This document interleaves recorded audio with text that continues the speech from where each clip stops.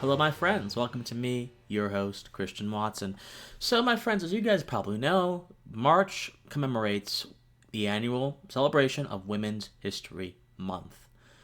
Now, if you are a fan of this channel or you know this channel, you probably already know what my thoughts on this are. And I'm going to preempt the puerile, infantile screams that will inevitably emerge from a certain sector of the political spectrum who will say, because of my physiological differentiation for women, I have no license to talk about this issue.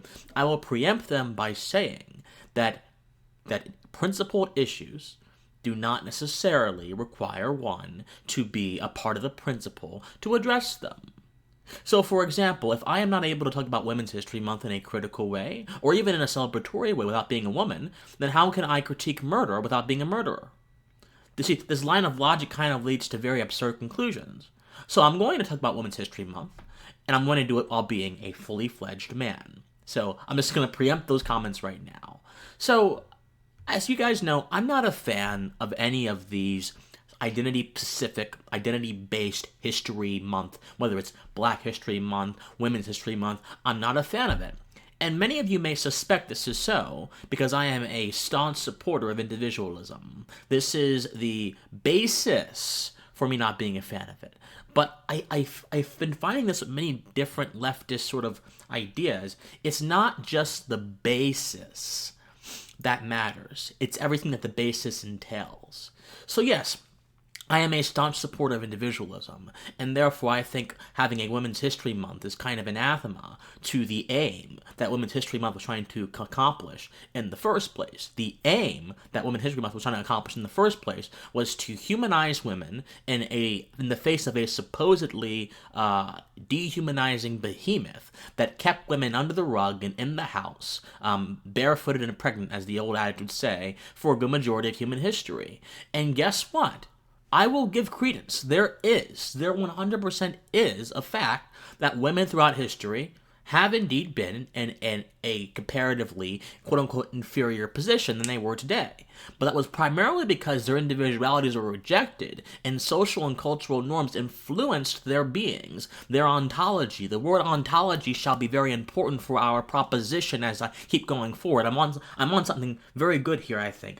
So if you're going to reject the dehumanization of women, wouldn't you be wise to reject the root from which that dehumanization springs forth and manifest its ugly spores into our political consciousness? But no, there is this pernicious idea on the left that you can reclaim certain things, whether it's reclaiming the N-word, which is to basically say, I want to have a plant which is dead at its very core, but I can color it with dye and coloring so it can look pretty. When you reclaim a tainted thing, the taint doesn't go away, but you can dress it up in a different garb to make it look pretty. You don't reclaim anything by subjecting women to the same kind of ideological reductionism which resulted in their misfortune in the first place. But let's go deeper here. I mentioned ontology.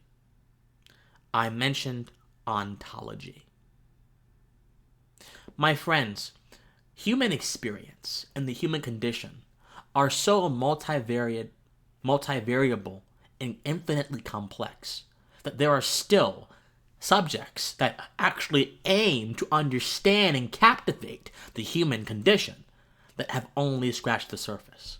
Science has hard limitations on what it can tell us about the human being. Science can say that dopamine and all that kind of stuff appears to make us happy, but science cannot tell me what happiness really is. Unless you're a reductionist.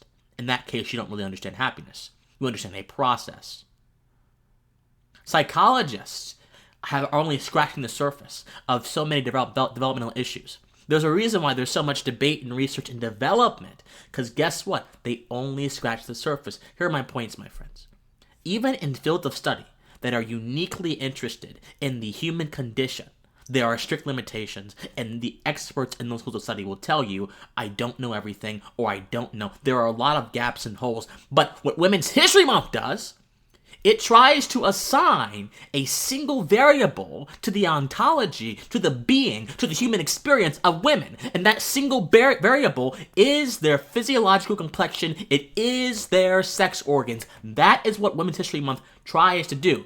It tries to say, okay, women exist, and they exist in a space in which they are being constantly held down, or they were held down, and they were dehumanized, and therefore we need to celebrate them on the basis of political progress, rather than on the basis of their individualities.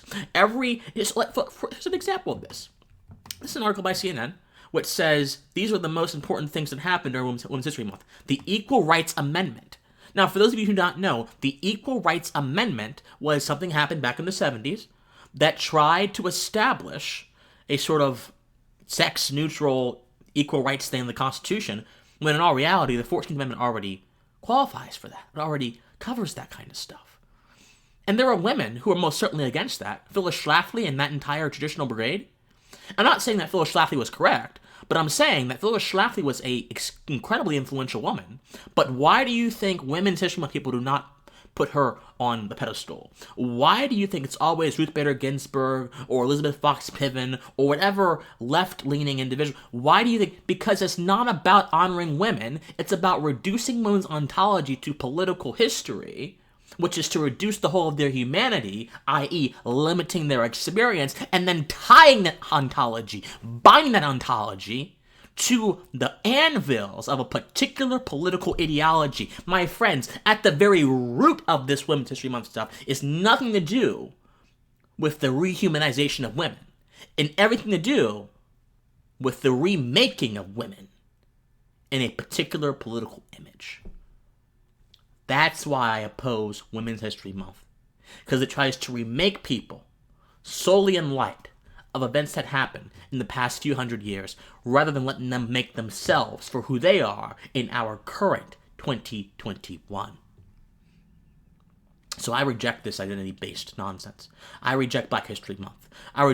I view you, regardless of your disposition, regardless of your gender, your sex, whatever, as an infinitely complex human being. Not just an individual, but an infinitely complex human being who cannot be measured so simply. That Whitmanian adage, that Whitmanian axiom, I contain multitudes, means something. If I contradict myself, that is okay, because I am a constantly changing and developing human being. It means something, people, and that meaning is being crushed beneath this sterile bile.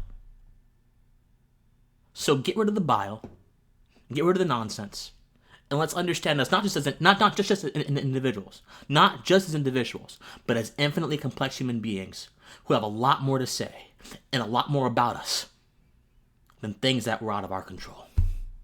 Think on it.